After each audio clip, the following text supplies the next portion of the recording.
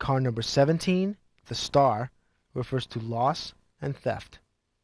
Card number 18, the moon, refers to hidden enemies and darkness. Card number 19, the sun, refers to material happiness, marriage, or contentment. Card number 20, judgment, refers to renewal or outcome. Card number 21, the final card in the major arcana, is the world and refers to assured success, voyage, or emigration, a travel card. We suggest, again, that when purchasing a new deck of cards, you use the enclosed pamphlet for proper meanings. Also, not given here are reversed meanings, which are used when a card shows up upside down.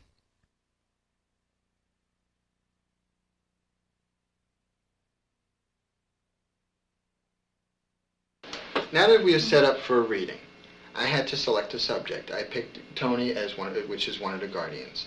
I've also picked a significator to represent Tony, which the card I picked to represent Tony is the Queen of Swords.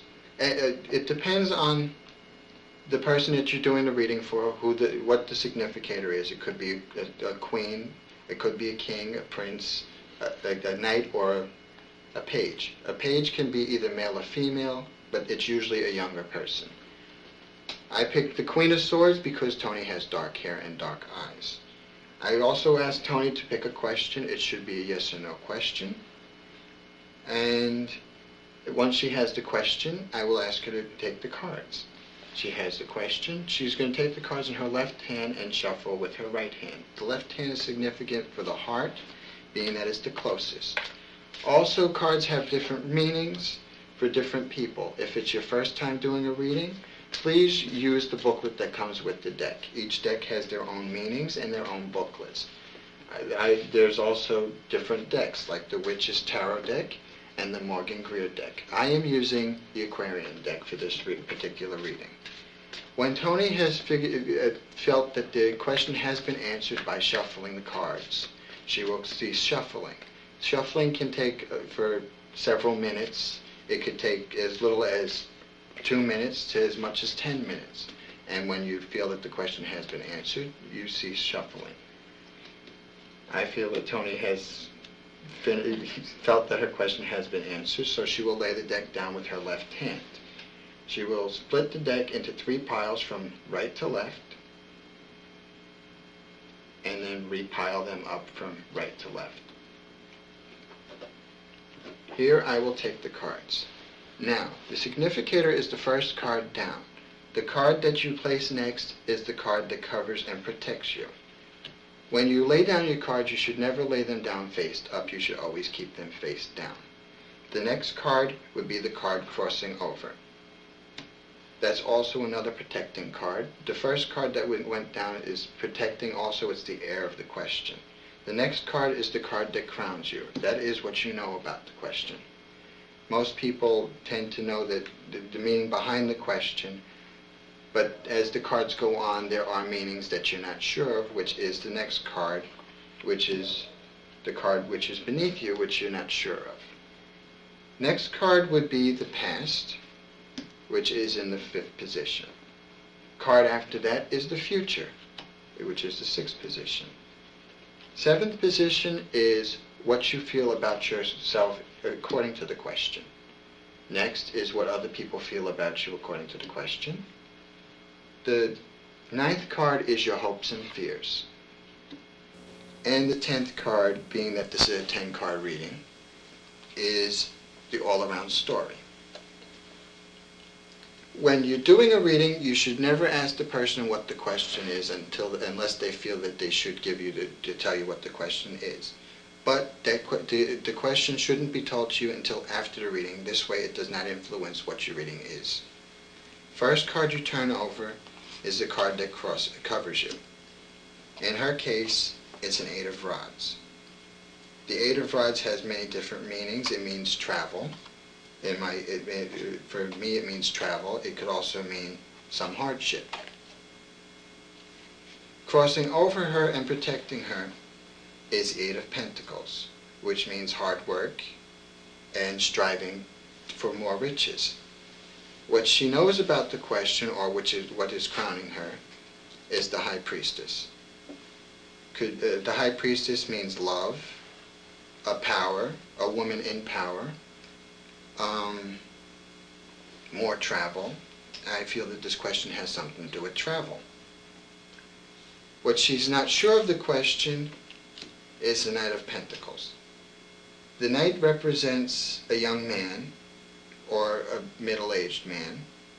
It could mean that there is travel involved. There is, like I said, there is a lot of travel involved so far, which I can see. Next card I would turn over is the past. The past is the Nine of Swords, which means in her past she had a lot of troubles. That's only the past involving this question. It's not the past involving the person's immediate life. It's just what's involved with the question. She had a lot of problems, a lot of sorrows. The next card I would turn over is the future, the Hierophant, which is a man of justice, a man of knowledge. Basically, if I was going to stop her reading here, I would say her answer was yes, but I would rather prefer to go on with the reading. Next card is what she feels about herself, which is the Star. She feels very up about herself. She feels that she has radiating power. She also feels that she can do whatever she sets her mind to. Next card is what other people feel about her, which is the Ace of Pentacles. Basically, the Ace of Pentacles, being that it is in the position that it's in, means that people feel that she thinks highly of herself. She is very rich within her feelings. She could also be rich with meaning money, but I usually tend to stay away from that word, being that usually it doesn't turn out to be wealth, as in riches and money. It basically more means personal abilities. They feel that she's rich within love and understanding. Her hopes and fears would be the Knight of Rods. Basically, in this case, she fears, or it could even be hopes, that someone new would come into her life. There is more traveling involved in that card. The all-around story, which is the Eight of Swords. Now that the fact that if I would have stopped at the Hierophant, her answer would have been yes. The fact that I went to the Eight of Swords, the swords usually, it depends on what kind of card it is, could either be a yes or a no. In this case, it's a no answer.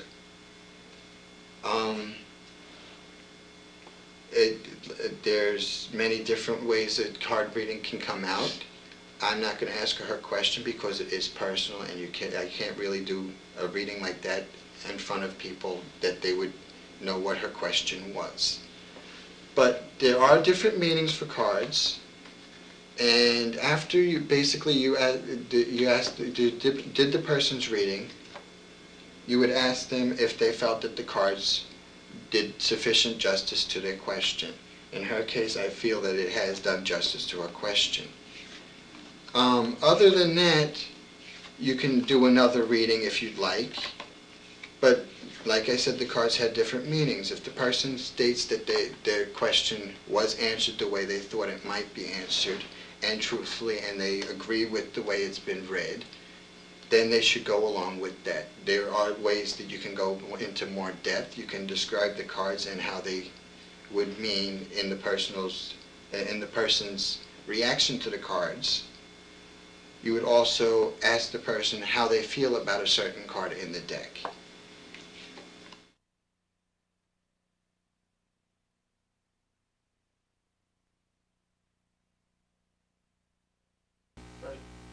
Now it's time for everyone's favorite spell, the love spell.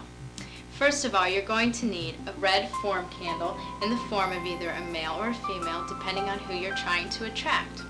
You'll also need some honey, some rose petals, a pin, and a candle base, and of course something to light the candle with. If you're trying to attract a specific person, take the pin and carve that person's name into the candle. Next to it, carve the shape of a heart.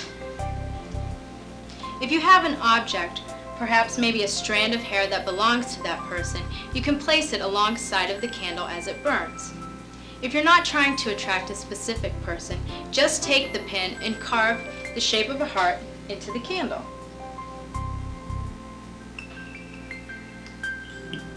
Now take some honey into your hand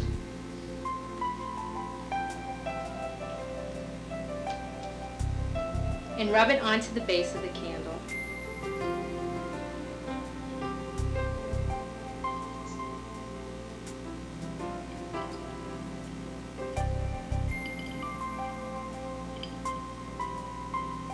Now pour some honey onto the candle base.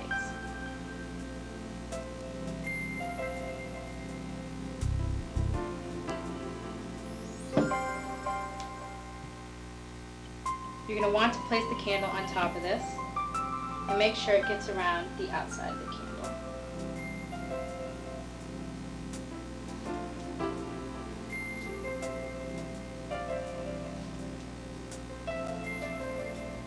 Now you can place the rose petals around the candle.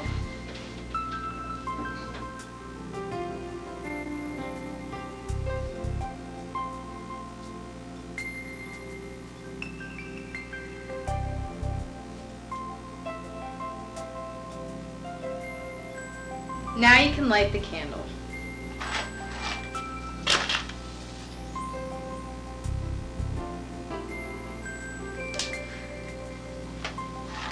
You want to concentrate on this for at least 15 minutes.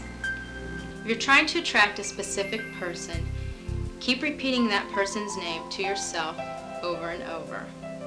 Since it is not easy to influence the minds of others, it may be necessary to repeat this spell more than once in order to attract those who are more stubborn.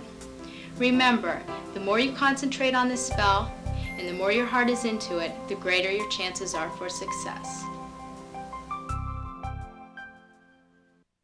We hope that the spells we've taught you in this video will have the same kind of success that they've had for us. One thing you should remember, that with these or any candle spells, they will always work better when you feel comfortable doing them and won't be distracted by outside influences. When doing your spell, concentrate on what you're doing, what you want from it, and what the future will look like if the spell works. Please make sure that when you use candle spells, you light the candle in a safe place where a fire cannot be started. That's right. And always remember to begin your candle spells after dark when the sky is clear and the moon and stars are visible. Be warned that if you are using candle magic for greed or to harm another person, the spells may very well backfire and work against you. Don't underestimate the power of candle magic. Always respect it and use it as a way to possibly improve your life or to get the happiness that you deserve. Thank you for watching this video, and on behalf of the Guardians of Tranquility, blessed be.